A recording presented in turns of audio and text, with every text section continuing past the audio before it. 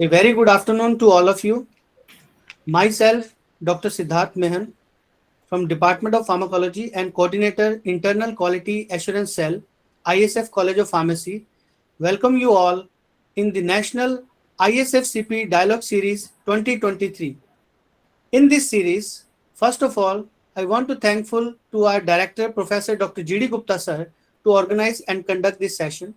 And today's special guest and speaker, I request Dr. Prabha Rajput, Associate Professor, Department of Pharmacology, ISF College of Pharmacy.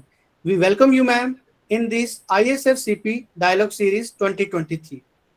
The topic that was chosen is mitochondria in health and disease. So I would like to invite and call Dr. Prabha Rajput to please continue the session. Please, ma'am. Thank you, sir, for the introduction. So, my name is Prabha Rajput, as sir has already introduced.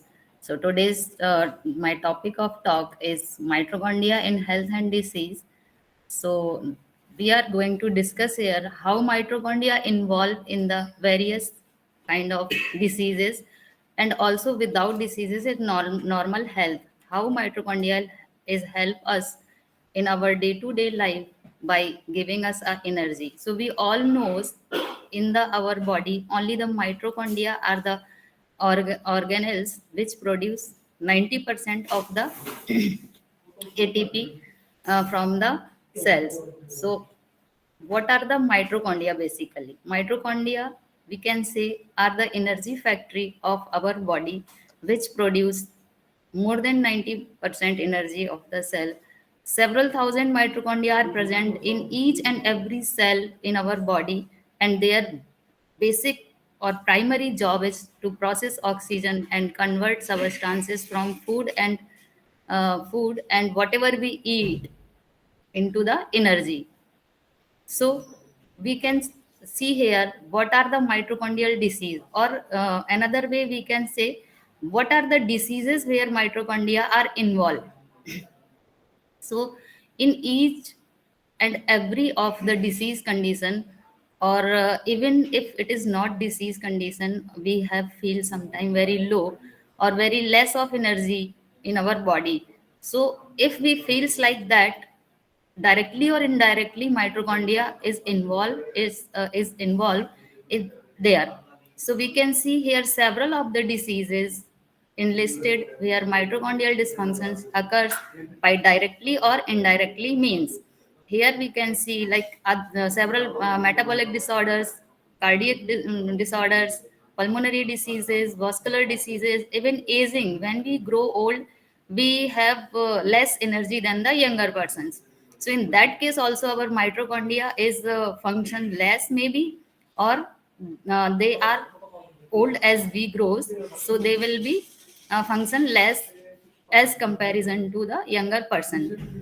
So we can say each and every disease or each and every age we have different we can say different function, different form of mitochondria and different energy of mitochondria producing in our body. And so here we can see like how mitochondrial disease can be happens. Maybe mitochondrial disease can be chronic, long time. Maybe it is genetic, or maybe the secondary outcomes which directly or indirectly affect the mitochondria, and they are involved in uh, the machinery where mitochondria work. So if something is involved in that system or that machinery which is producing mitochondria, that can affect your mitochondria to produce energy or to produce ATP. Mitochondria can be present at the birth also, or it can be involved at any age of your growing stage. It can destroy or it can be involved in every of your body organs, including brain, nervous system, your muscles, your kidneys, your heart. Mean to say, each any of your body organs. So why we are discussing this? Because you can see mitochondrial diseases, or you can measure mitochondria in each of the disease whatever your research is going on. So here we can see in this slide what are the cellular pathways where mitochondria involved. So here we can see number of biosynthetic pathways, number of bioenergetics pathway, number of cell signaling pathway, and the antioxidant defense mechanism where your mitochondria provide you the energy, maybe in the form of your defense system, or if it fails to work, then you can be involved in the mitochondrial disease. So in the biosynthetic pathway, all the amino acids, nucleotides, all your cholesterol, nitric oxides, and all of the like your biomolecules involved in these pathways. In cell signaling, like reactive oxygen species, your calcium level can destroy or can disturb your mitochondrial functioning. In case of apoptosis, your mitochondria will be destroyed because in apoptosis, we all know cell will death. So if mitochondria is not producing energy, your cell is not getting energy, then finally it will be dead. Next is our bioenergetics pathway, and that is the most important pathway in the mitochondrial disease or in the mitochondria where mitochondria produce ATP. So, how does mitochondria produce ATP? How we can measure the mitochondria? If it's working or not working, it will comes under the bioenergetics pathway. Another pathway is redox status, where we can measure the NADH, NAD level. Why this NAD, NADH level is called redox pathway? Because this is the initial substrate where it starts your electron transport cycle to produce ATP. And another one is the antioxidant pathway. We all know if mitochondria is generating more reactive oxygen species, then it will be causing more oxidative stress in your body. So any antioxidant can protect your mitochondria from not to producing more reactive oxygen species. So what is this? Like my today's talk, I'm going to highlight the bioenergetics pathway because this is the aerobic oxidation of glucose by the Krebs cycle or by the electron transport chain where it will use oxygen and it will produce ATP. So here we can say like how fatty acids, how your glucose, how your amino acids, all those are the parts of your food. As we discussed earlier, how we get energy by our food. So in our food, glucose is there, amino acids is there, and fatty acids is there. So our body machinery, that is called TCA cycle, that is tri that is TCA cycle, the main machinery where mitochondria produce ATP, and how it produce ATP by utilizing the final substrate which is formed from our food materials, that is amino acid, glucose, or fatty acids. So these food materials finally will metabolize and produce maybe glutamate, produce maybe coenzyme A, and that will further metabolize and produce NADS. And NADS is the main substrate which initiate your electron transport chain to produce ATP. So here we can see how NADH is involving in the electron transport chain through the complex 1 enzyme. These are the complexes we are seeing in the pink color: complex 1, complex 2, 3, 4, and 5.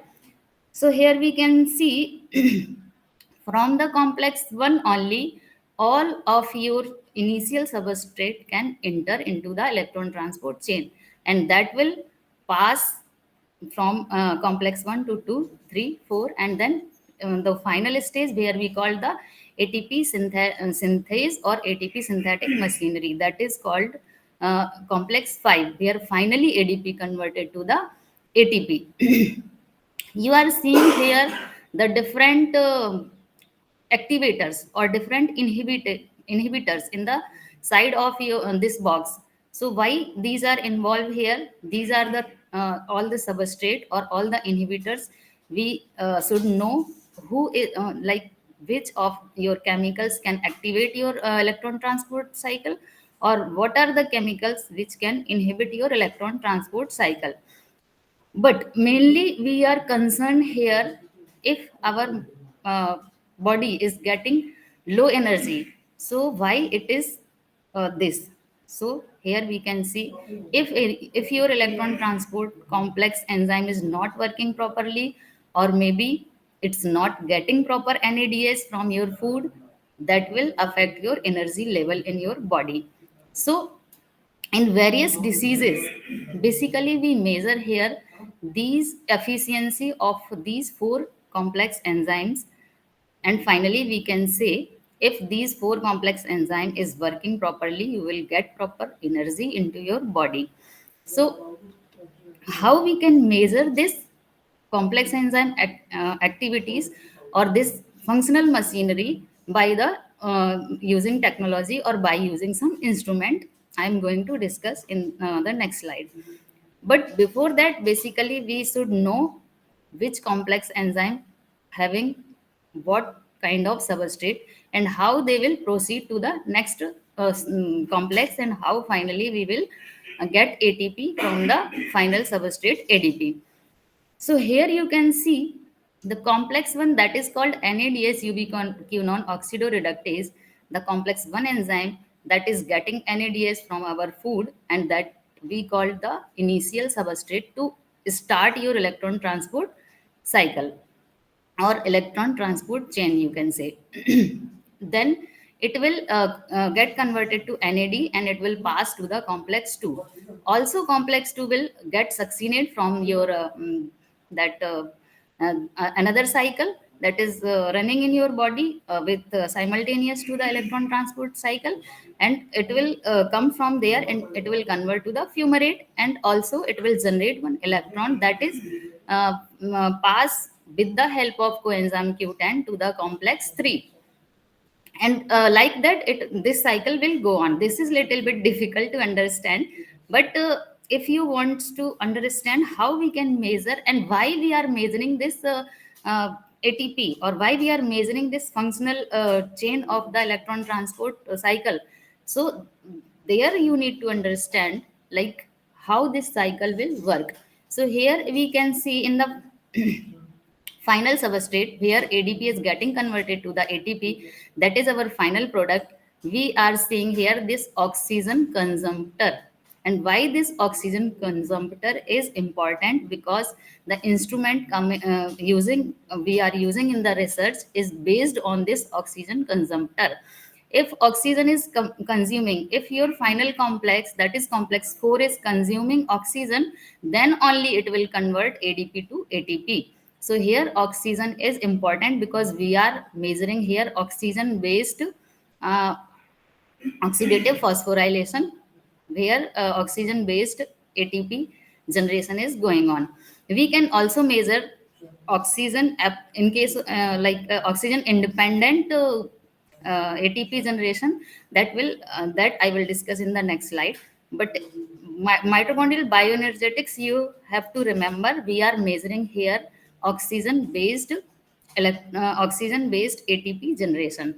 So here when we are measuring this whole electron transport chain, we have to keep in mind the oxygen consumptor is important, because if oxygen is coming or if oxygen is consuming, then only your final product ATP will get converted into the ATP. So what is the system who can measure this electron transport chain? That called oxytherm. Here we can see this system.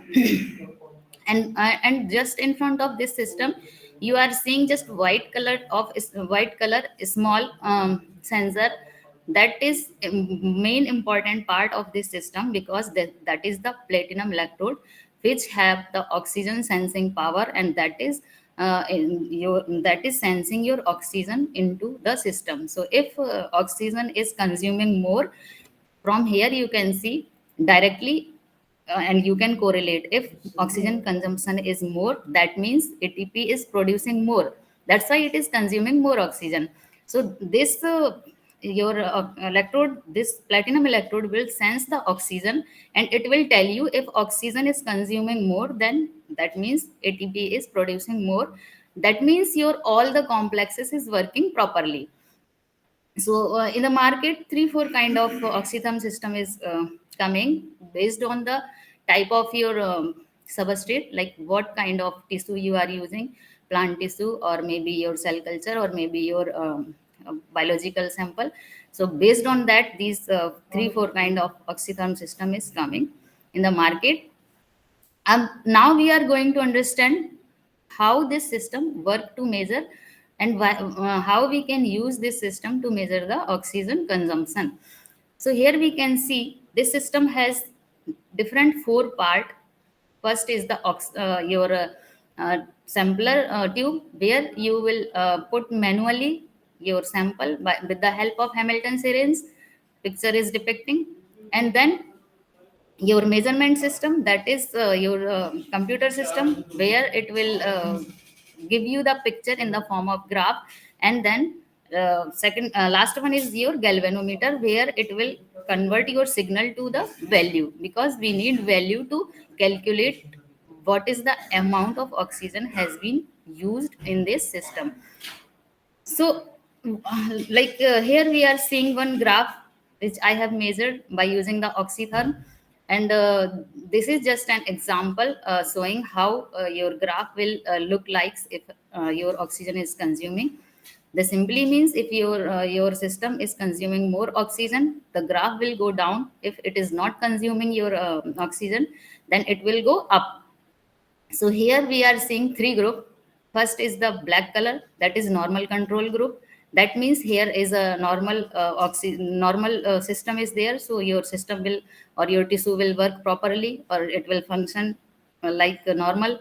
So here we can see the black one is going down, and we can see, or we can say, oxygen consumption is more. Next one, red color, I have given 5% DMSO to that biological sample. And this is actually an in vitro study. So mitochondria have 5% DMSO exposure, and you can see with the 5% DMSO exposure, your graph is little bit up with comparison to control, and same in the 10% DMSO. Means 10% DMSO or 5% DMSO is disturbing your electron transport chain, and it will stopping oxygen consumption. So like that we can measure if your mitochondrial chain is working properly, or if it's not working. Another system is seahorse analyzer. This system is also doing the same job, but this is the advanced system with the when we say talk about the oxytherm. Why? Because first, this is the automatic system.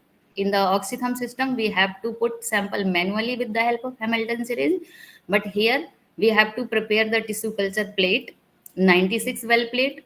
And one more advance of this system is we can measure all the groups together. There we have to use manually one by one, but here we can make the tissue culture plate at once, and then we insert the tissue culture plate inside the system, and it will measure and will give the graph into the display or your computer.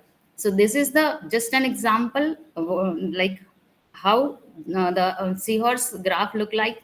Here we can see I have measured different concentration of mitochondria, and see how it giving the response. So I have taken 2.5 microgram, 5 microgram, 10, 15, and 20. Like that, I have done this titration assay. If I am increasing the mitochondrial concentration, the response is increasing or not. So obviously, if mitochondria is more, ATP is producing more, or ATP is generating more, so graph will go more up. And if it is having less mitochondria, then your ATP is producing less. So like that, the basic mechanism of both the system is same, but this is the advanced system, so you can measure number of samples together. And this is the example how your graph will look like, and value will get same. Galvanometer is there. That value will also convert into the numeric value, from where you will get an excel sheet and you can calculate your result. And I have published this method, like how can we measure the mitochondrial bioenergetics, and how can we use this to if you have some drugs, or if you are saying this drug is promising the mitochondrial activator or inhibitor effect, you don't know before if it's the particular drug is having any mitochondrial activity or not. So you can use this method. By using this method, you can check if if your drug is having any mitochondrial activity, if it having any mitochondrial inhibitory activity. So that method is given in detail in this manuscript. So if you are interested, you can read this manuscript and you will get to know how you can measure the mitochondrial bioenergetics, or how can you check your drugs if it's having any mitochondrial activity. So that is all for today's talk. This is some reference from my lab and from my own research. Thank you very much. Thank you, Dr. Prabha, for this wonderful talk. Now I request to our respected director, sir, for further initiate the session with their question rounds. Sir, please. So thank you very much, Prabhaji, for nice and effective, useful talk on the mitochondria in the health and disease. So you have considered all the parameter which are required for the initially to come to know each and every person, and you have taken number of the technical parameters which are essential for the pharmacology person as well as the, you can say, technical person. But I want to ask the question only as a layman. As you know that, and after the 10th or during the 10th, it was mentioned that mitochondria is a energy box, or this is the main source of the energy. So yes, this is the absolutely true. So I want to know that if any person is suffering from the any problem related to the mitochondria, or you can say mitochondria is not working properly, so any symptom or anything which can be easily identified by as a layman without any test. Let us consider today I am very lethargy or like that. So how the mitochondria is responsible? This is only for the normal condition, but sometime mitochondria related some of the disease generated or the affected like that. At that time, what types of the symptom a layman come to know that this is due to this reason. So if you can focus, I think it will be the helpful to our the all audience. As we know that these types of the webinar, we are organizing our ISF College of Pharmacy team to provide the very, very basic knowledge to each and every person. This is not we have taken as a initial for a particular of the research, but yes, no doubt it will be the helpful in the research also. So over to Prabhaji. Yes, sir. Thank you so much, sir, for asking this question and highlighting the role of mitochondria. So basically, if we are talking about the normal day-to-day life, the only symptoms we can observe in the case of mitochondrial dysfunction is you feel lethargic, or if you are getting rest properly, then also you are feeling lethargic. Then also you are not like able to work properly like that you are working previously. So you like by that symptoms you can consider, okay, something is wrong. If I'm like, we all knows, if we are tired, we will get proper rest and we will again be able to work properly, like same as we are working previously. But if you are not getting the same level of energy after taking the rest on also, then it will be a problem, like then it will be a problem in your mitochondrial function. So then you get to know, or then you get to check. Now we are talking about the disease. In disease condition, in like many neurological disorders, like your Alzheimer's disease, like your Parkinson's disease, in every of the neurological disorders, your brain mitochondria is dysfunctions. Now the question is coming, how we can know if it's due to the mitochondrial dysfunction, or if it's due to the others factors which is causing Parkinson's or which is causing Alzheimer's. So yes, it is like, in the disease condition it is not symptomatic, because the symptoms or the superficial symptoms is basically due to your main cause. Like in the, if we are talking about the Parkinson's, so in Parkinson's the main cause is your dopamine level. So the symptoms of Parkinson's, you will get the tremor, you will get that muscle relaxant. So by that symptoms you cannot say if it's a mitochondrial dysfunction. But yes, 100% definitely the mitochondrial dysfunctions will be there with your dopamine level together and with your alpha synuclein level together. So symptomatics is not there in disease condition. Only the symptoms for the mitochondrial dysfunction is your energy level will be continuously down. So thank you very much, Prabhaji. This is the excellent information. And it will the also affect with the age group. Let us consider age is the increasing. Then the mitochondrial activity, or you can say energy box, it can be also deviate, or it can be working properly. So if it is not working properly, if the person want to, it can be work as the initial stage, it can be how it can be developed like that. Let us consider the age of the person is the 55, and he feel that the lot of the you can say lethargy or like that. So how it can be improved with medicine or without medicine? Means if we take the medicine, then specifically this is not for the disease, Mm-hmm. but it can be also improved by the you can say exercise, food condition, or like that. How a normal person Mm-hmm. need to work smoothly to Mm-hmm. maintain all the body function in a justified manner. Obviously, I don't, let us consider if any person is the healthy, he's never think about the mitochondria. Yes, sir. And because some of the function they are the working in the outside, let us consider eyes. If Mm-hmm. the vision is not proper, it means the eye is the poor. If the listening is not proper, it means problem in the ear. If the thought problem, it can be easy to find out. If the teeth problem, easy to find out. What is the inside is the going on, it is very difficult to identify. But in case of the person maintain the proper routine or regular life, with the knowing that how it can be work, so it is useful or not. As Prabhaji, please. Yes, sir.